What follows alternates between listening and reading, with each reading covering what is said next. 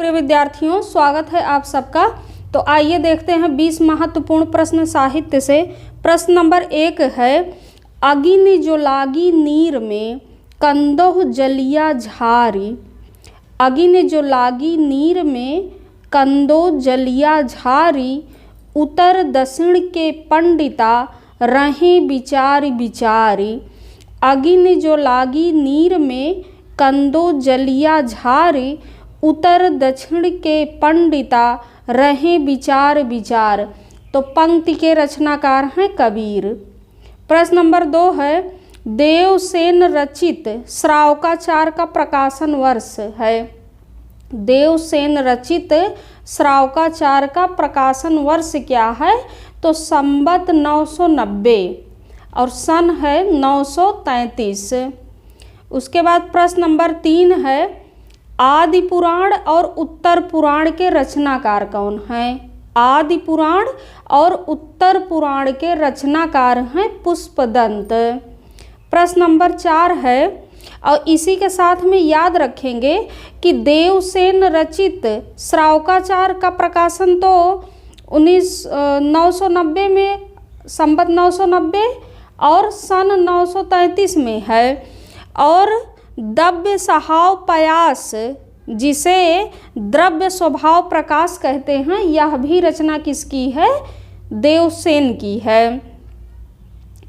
और आप याद रखेंगे कि आदि पुराण और उत्तर पुराण तो पुष्पदंत की रचना है। जसहर चर्यु भी पुष्पदंत की रचना है।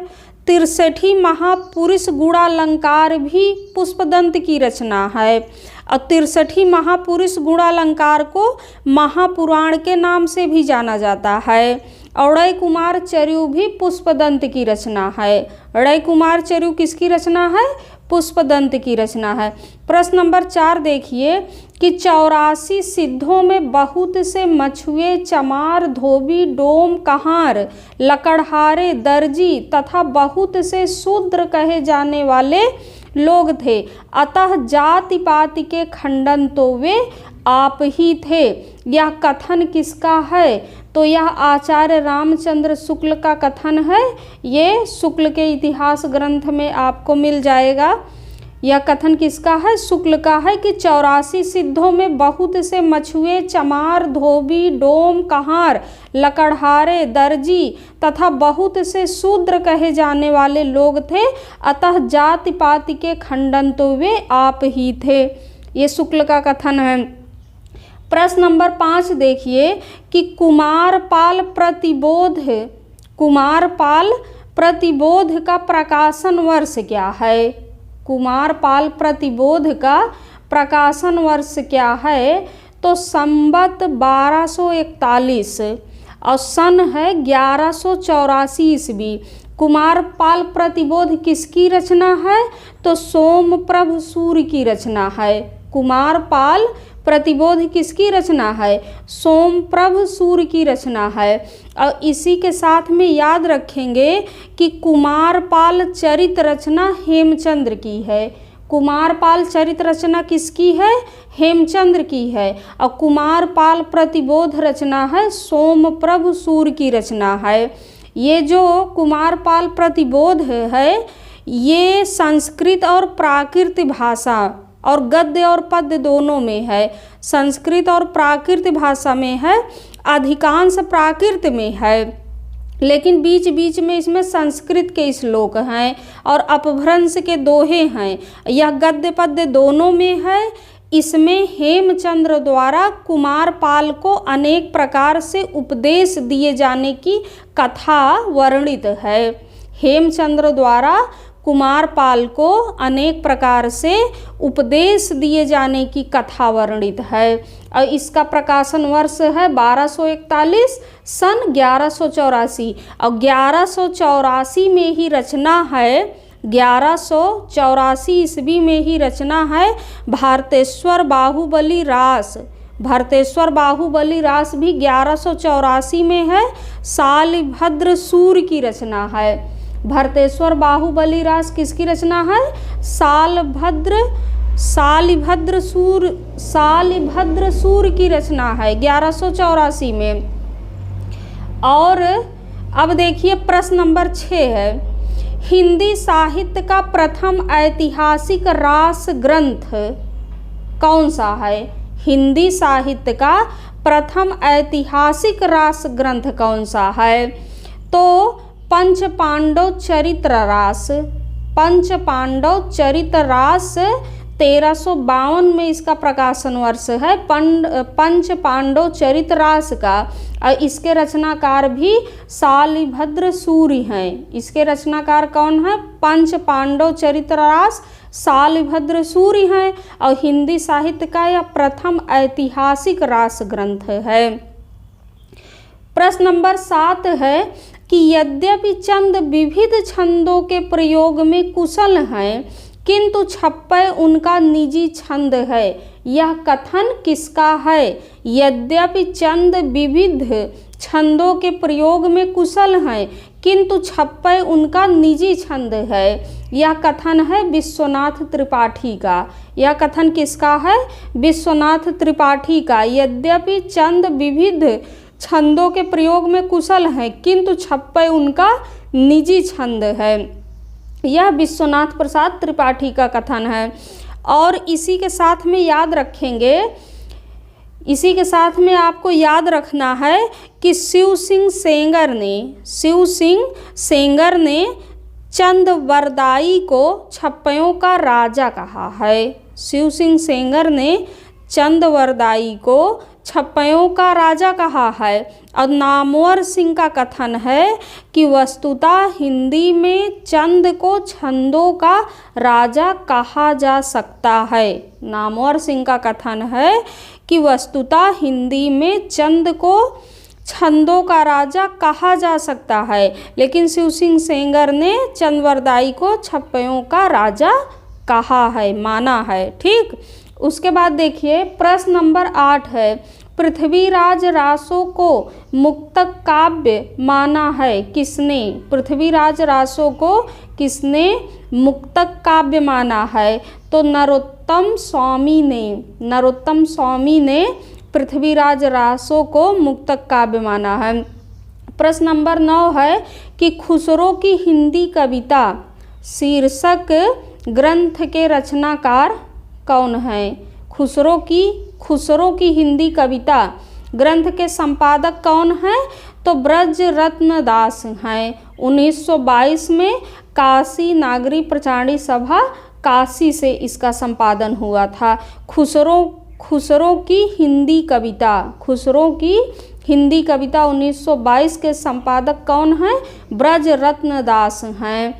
उसके बाद इसी के साथ में आप याद रखेंगे कि विशाल हृदय में सूफी अमीर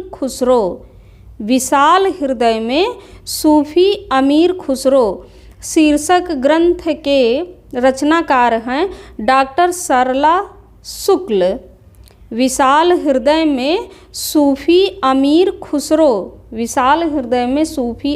खुसरो रचना किसकी है? तो डॉक्टर सरला शुक्ल की रचना है। उसके बाद प्रश्न नंबर 10 है कि कवि रंजन राज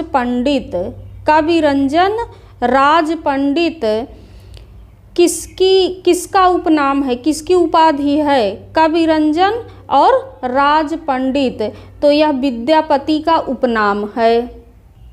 विद्यापति की जो अन्य उपाधियां हैं उसमें अभिनव जयदेव है, कवि शेखर है, कवि कंठहार है, नव कवि शेखर, खेलन कवि, दशावधान, पंचानन, मैथिल कोकिल। क्या क्या है?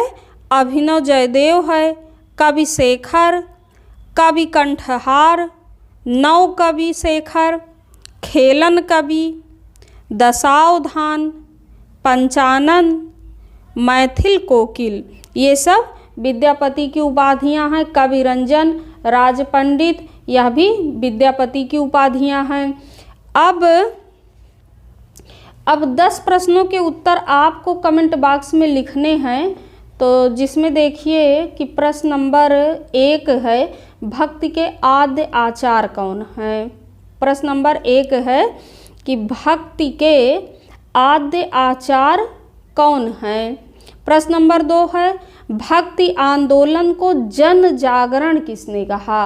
भक्ति आंदोलन को जन जागरण किसने कहा? तो मैं आपको बता दूं कि भक्ति आंदोलन को लोक जागरण रामविलास शर्मा ने कहा है। भक्ति आंदोलन को लोक जागरण रामविलास शर्मा ने कहा है, लेकिन आपको बताना है भक्ति आंदोलन को जन जागरण किसने कहा है। प्रश्न नंबर 3 है सिद्धांत पंचमात्रा नामक ग्रंथ के रचनाकार कौन है? सिद्धांत पंचमात्रा नामक ग्रंथ के रचनाकार कौन है? प्रश्न नंबर 4 है सर्वज्ञ सूत्र ग्रंथ के रचनाकार कौन है? सर्वज्ञ सूत्र ग्रंथ के रचनाकार कौन है? प्रश्न नंबर 5 है कि जाति पाति पूछे नहीं कोई, जो हरिका भजै सो हरिका होई। जाति पाति पूछे नहीं कोई, जो हरिका भजै सो हरिका होई पंक्ति के रचनाकार कौन है? प्रश्न नंबर 6 है कि कबीर की मृत्यु के बाद किन 2 राजाओं के मध्य विवाद हुआ था? कबीर की मृत्यु के बाद किन 2 राजाओं के मध्य विवाद हुआ था? प्रश्न नंबर 7 है कबीर पहुँचे हुए ज्ञानी थे, उनका ज्ञान पोथियों से चुराई हुई सामग्री नहीं था। यह कथन कबीर के विषय में किसने कहा है? कबीर पहुँचे हुए ज्ञानी थे, उनका ज्ञान पोथियों से चुराई हुई सामग्री नहीं था। प्रश्न नंबर 8 है कि हंसावली की भाषा क्या है? प्रश्न नंबर 8 है हंसावली की भाषा क्या है? प्रश्न नंबर 9 है कि मैना सतवंती किस सूफी रचना के आधार पर लिखी गई रचना है? मैना सतवंती किस सूफी रचना के आधार पर लिखी गई रचना है? प्रश्न नंबर 10 है कि पद्मावत को हिंदी का प्रथम बड़ा महाकाव्य किसने कहा? पद्मावत को हिंदी का प्रथम बड़ा महाकाव्य किसने कहा? तो धन्यवाद प्रिय विद्यार्थियों, मिलते हैं अगली क्लास में।